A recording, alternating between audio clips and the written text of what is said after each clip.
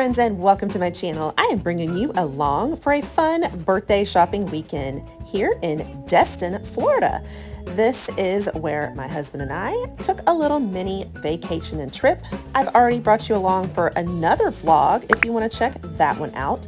But we were here having a good time both for my 46th birthday as well as our 23rd anniversary, having a little bit of beach time, and also heading over to the amazing Destin outlets.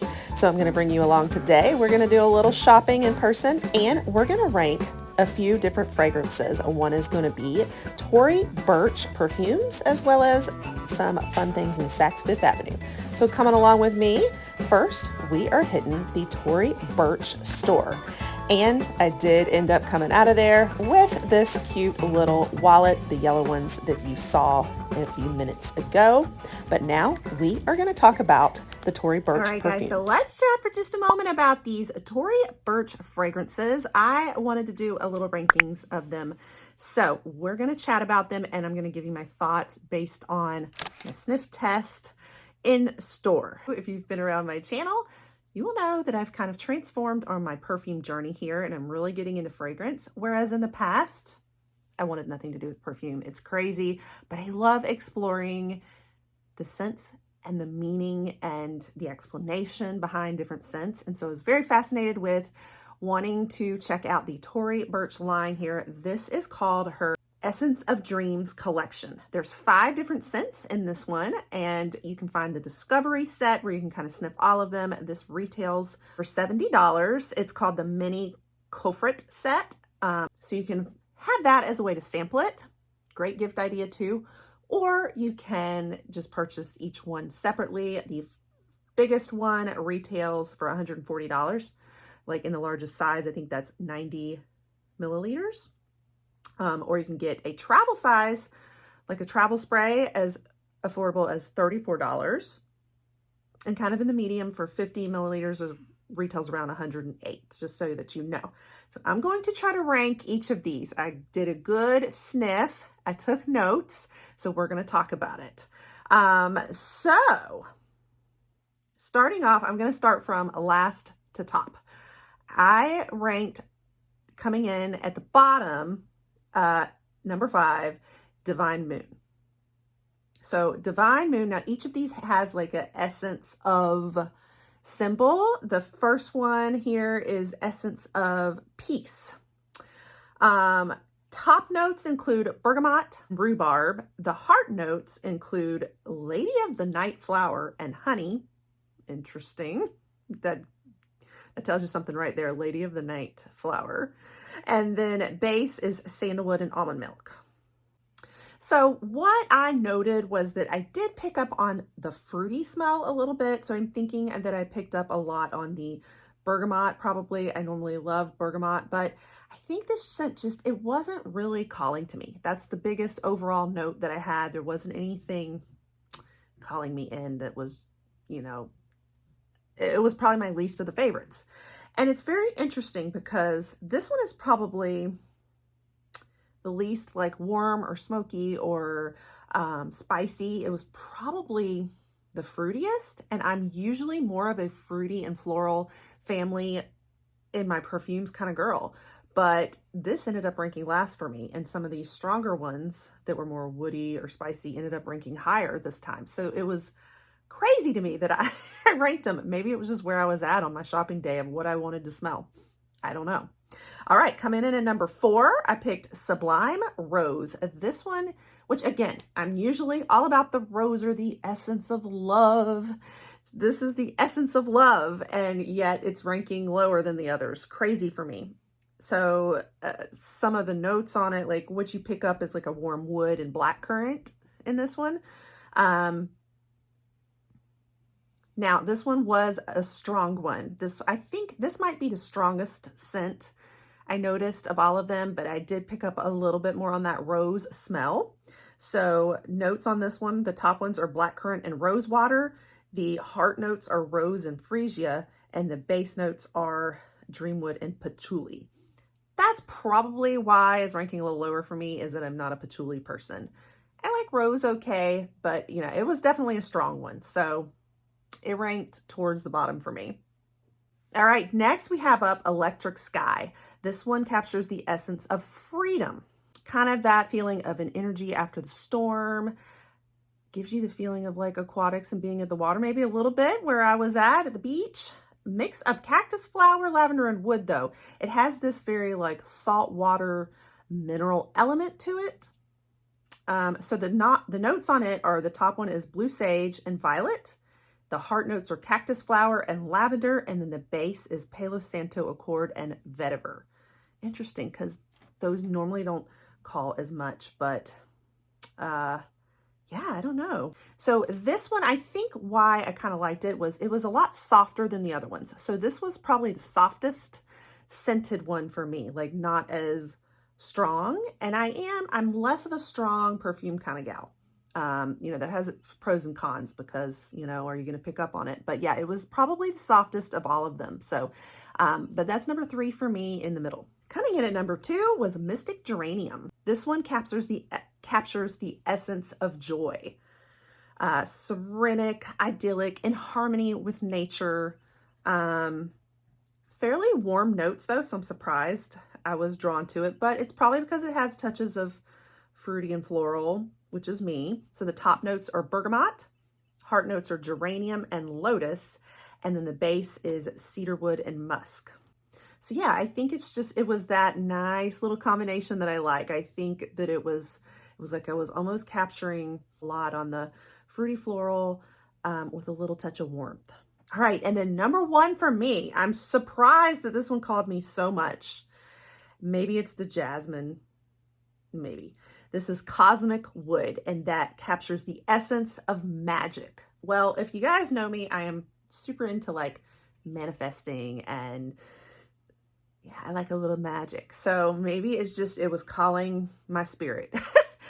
So this one has a warm, smoky, and spicy hint to it. So again, crazy to pick this as my absolute number 1 ranking. Top notes are cardamom and ambrette. The heart notes are jasmine and sage, and the base note is vetiver. What do you know? So it seems like I'm liking the ones with vetiver, which usually on its own, I'm not a vetiver fan, but maybe as a base note in there. But yeah, that was my number 1. I think it was the most like original, just really unique and stood out to me is the best way I know how to describe it. Normally I don't go for unique in perfume, but this one just really did have that certain kick that just called my name. So that was my number 1, guys. So anyway, that was fun. I wanted to kind of take you through what I thought on the Tory Burch fragrances, getting to sample each of these. Let's move on, do a little more shopping, and we're going to come back for one more fragrance ranking in a minute.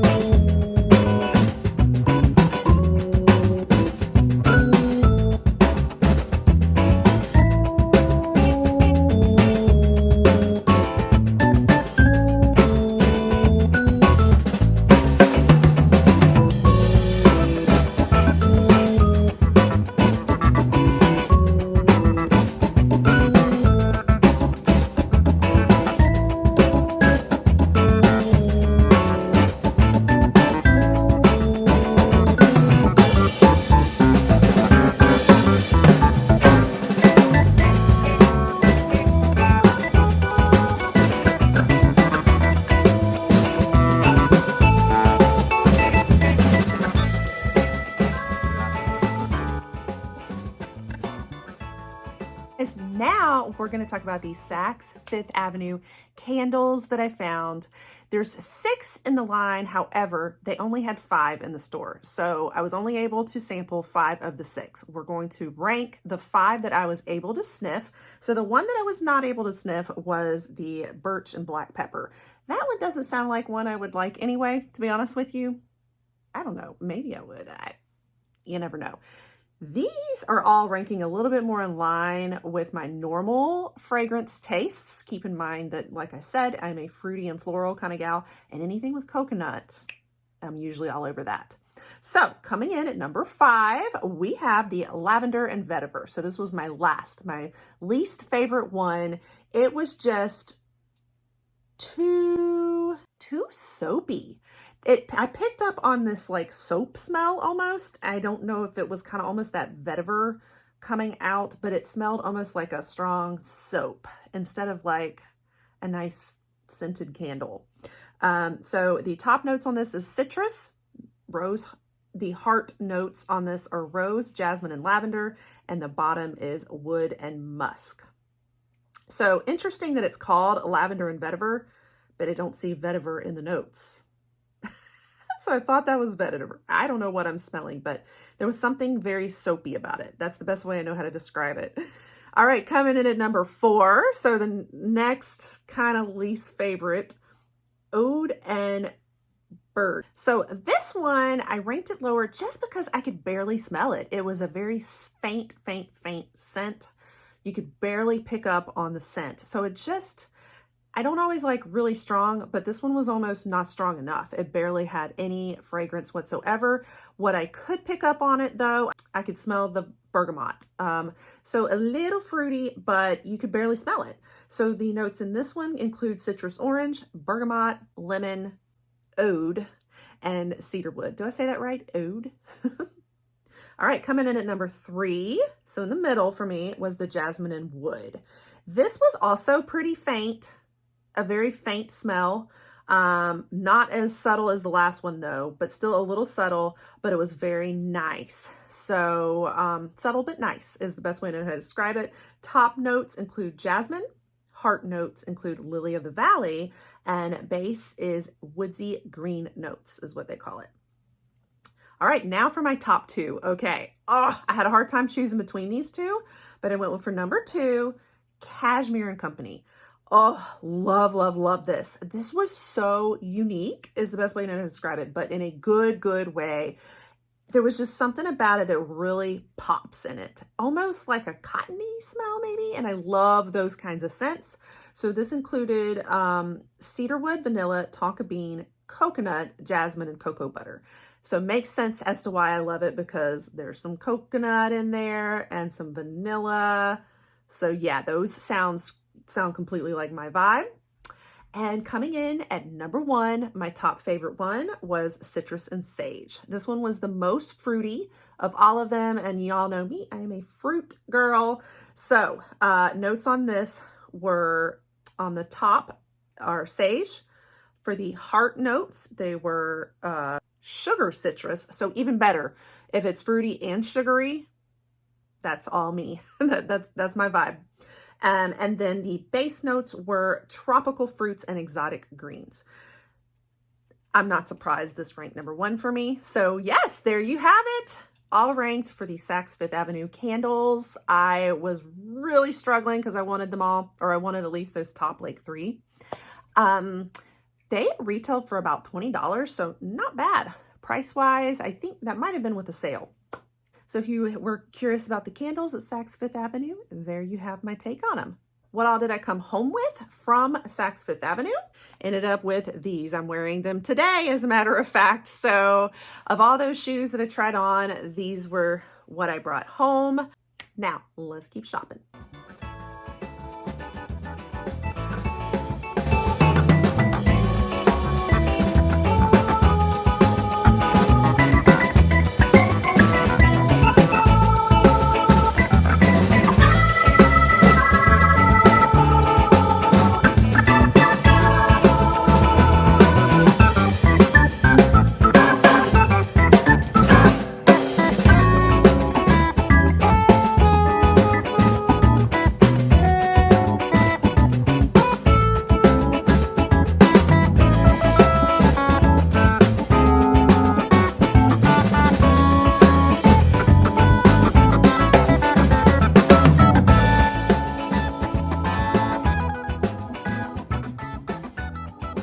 Also ended up with the Croc platforms, and my daughter saw them when I got home and was like, "Are you wearing Croc heels?"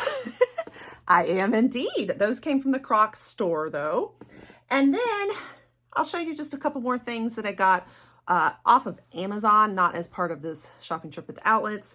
So I am a yoga pants, black leggings girl. I needed more that have you know, plenty of thickness, that are booty lifting, that have pockets, all those necessities. And I wear black leggings with everything like probably 3 or 4 times a week, so I needed them. So I got 2 pairs of these off Amazon, as well as a nice baggy pair of gray sweatpants with the cinch at the bottom. So these are so cute that I just see all the cute little girls with a really baggy like sweats and then like a tank top or a crop top type shirt, and then their little Crocs or sandals or whatever with them. And you know, I need a lot of casual wear, but of course with my big booty and big hips, when I put them on, they were baggy, but not nearly as baggy like hammer pants style as those girls. I filled them out, so wasn't quite what I was anticipating. Also, some other things from Amazon that I got were this jewelry set. Came with a lot of different fun earrings. I just wanted a lot of different like gold hoops and different styles. There was actually a few more that came in this set, but they're not in the set anymore. So I got that off Amazon, just a big like earring set. My sweet friend Mella that sends me things sent this to me for my birthday as well. This adorable little blinged brush. I had like a whole video unboxing with some other PR and stuff too, but it's just been buried because of so many videos to get out that I figured I'd just include this in here. Isn't that adorable? It's from Blinged Brushes. I just feel like a princess. So I am so thankful. And then my other friend that just sent me the roses also sent me a whole haul of stuff. That might be for another unboxing video too sometime, because it's full of lots of beauty brands and whatnot. We might want to dig through that in more detail, but just wanted to share a few more things for the birthday. And I have yet another little family party coming up. So let me know if you want to see more of what I get from that or not. I could bring you a part 2 for my birthday. Birthday just continues. And it's also my anniversary month and Mother's Day month. So I get spoiled in May. So anyway, let's keep on shopping and then we'll wrap it up. So on my actual birthday, I hit up Sephora because I had a gift card from a friend for my birthday, and I went and got my little birthday gift from Sephora. Now this was Beauty Insiders, even though I'm rouge, I do share one with my sister.